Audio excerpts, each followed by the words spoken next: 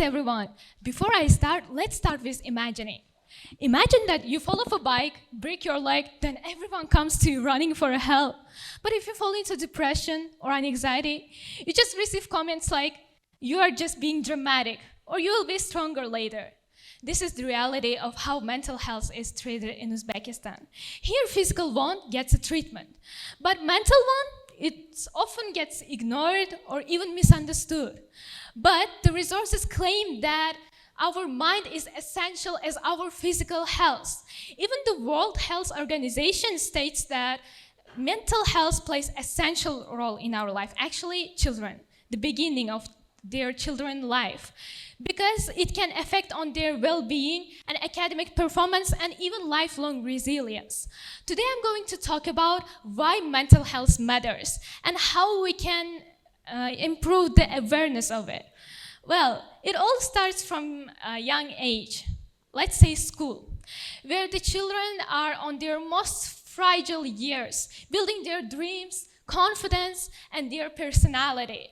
But what if they're being misunderstood or bullied or even worse, having family problems? They often get misunderstood and label it as a problems. Instead of support, they get blamed. Yes, some schools do own psychologists, but to be honest, it's better to have none at all, because the same happened to me. Back in my school days, I was call it nerd, and just the typical nerd story, I was bullied. Not just by my own classmates, but by my own teacher too. I still don't know the reason. Maybe it's because we had same English level, or maybe something in me was different. I still don't know the reason. Just she always found the time to humiliate me in front of my classmates, which would give everyone, my classmates actually, to bully me even more. I was, yes, depressed, and I had anxiety, and I became isolated. I had no one to understand me. But finally, school psychologist called me out. For a second, I was like, finally, someone who understands me. But biggest spoiler alert, it was the bigger joke than any comedy show. Okay, I visited to the therapist, our psychologist. Instead of greeting, the first thing she said was, your problem is you're too much introverted. As if introversion was a disease. Then I calmly explained that I'm well aware of psychology. I learned psychology myself, and I learned a couple of psychological systems. For example, let's take an example, MBTI system, where 16 personality types are divided by 4 dimensions. And my MBTI type was architect. And the Enneagram type, where people are divided to the types by their motivation and fear. And also DISC type, where people are divided into 4 types according to their lifestyle. I calmly explained everything. And I also told that that's who I am, and that's my personality. I'm that architect type, which means INTJ, introverted, intuition, thinking, and judging type, which is also, even if it's isolated type, it's mastermind of type. Here are some people that you might know who shares same type with me. Elon Musk and Christopher Nolan. Yes, they are also architects like me. So I explained everything, and that's my personality. But you know what she said? You know what was the answer? She was silent for a moment and was like, you know too much about psychology, and that's your problem. As if knowing too much about psychology is a mental disorder now. It's probably she said that because she didn't understand any systems that I explained. Then she gave me pens and pencils and paper, and she told me to draw anything that comes to my mind. I was like, why? She said, I will predict your personality according to the thing you draw. But what if I'm bad at drawing? What if I can't draw what is in my mind? I was like, okay, I accepted my fate and started to draw. The first thing came to my mind was solar system, as I'm interested in astrophysics. I drew the solar system, and I finished it. And then she took a look to my picture and was like, choose any object from the picture and I will predict your personality. I choose Venus because it's the planet of beauty and confidence and love. She was like, okay, I understood the issue. Your issue is you have low self-esteem. Also the same person who feels confident and energized on the stage. Then I realized one thing after this therapy session. If it's the treatment that every student gets, then we're in a serious problem. This therapy session for me was inspiration for me to write my first book about psychology. So, we know that in Uzbekistan, people accept emotions as a weakness. Okay, let's take it aside like schools. It starts from home, how parents raise children before they reach to the school level.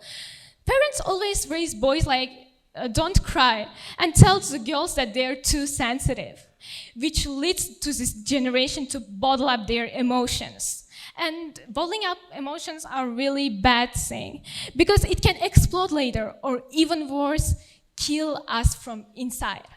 So, how we can give solutions for that? The first efficient solution would be peer-led listening circles in school. It can be organized by volunteers, by gathering all students and share their problems, what they're going through. And all they have to do is listen to each other. No judging, no advices, no fixing anything. Just to listen each other. Because it's better to let everything out than holding it inside. And it can be done not only in schools, but in workplaces, in universities. Because it has a lot of benefits. It prevents us from isolation and grows our feeling of empathy. The second solution would be create anonymous suggestion box or Google Forms. We can write our feelings or traumas or whatever we're going through, and just to put it. There could be selected any volunteers and read everything, and if the problem is serious, they can act on it. It can be done everywhere, schools or workplaces, just in any community. The third one would be train teachers with online resources, simply YouTube, for example. Because teachers don't have to only teach children, but connect with them emotionally. Because there might be a student who's crying out for help, but we don't notice. Teachers can learn mental tips, how to connect with a student, or how to handle with them. Or there could be another suggestion. They can create weekly mental health tip boxes in the staff room. And of course, exchange their experience with how they handled with a student. That would be a great solution also. The first one would be community-led mental health talks. It can be hosted anywhere, maybe restaurants, libraries, universities, schools, workplaces, it doesn't matter. It can be organized by the volunteers. Who should we invite? Of course, local psychologists, or maybe a student who's majoring in psychology, or a volunteer who's well aware about mental health. To have a free talk, to give it tips on how to handle with a sad child, how to handle with a friend who's suffering from anxiety, or how to notice a person who is asking for a help. If we start discussing this kind of tips with small communities, it can spread large later. Because big things often start with the small actions, right? So the fifth solution would be parent telegram groups with mental health tips. We know that parents are responsible for children, raising them. But we know that a lot of parents often say that emotions are weakness. And I think that all parents should know about tips how to connect with their children, how to handle with their children if they're having anxiety or stress, how to connect with them emotionally. And we know that bigger events doesn't start with some kind of big stuff. It always starts with small daily interactions. And the last solution would be normalize therapy throughout social media.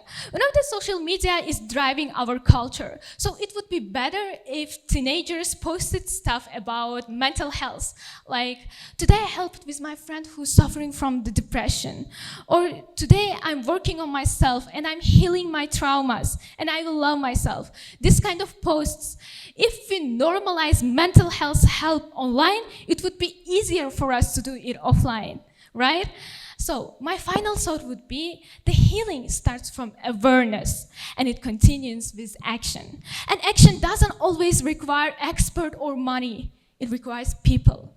People who listen, learn, and support each other. So let's just stop waiting for permission and create our own safe spaces in our workplace or university, school, home, and our hearts. Because the moment we start to take care of our mind as much as our body, we don't just survive, we will thrive. Thank you so much.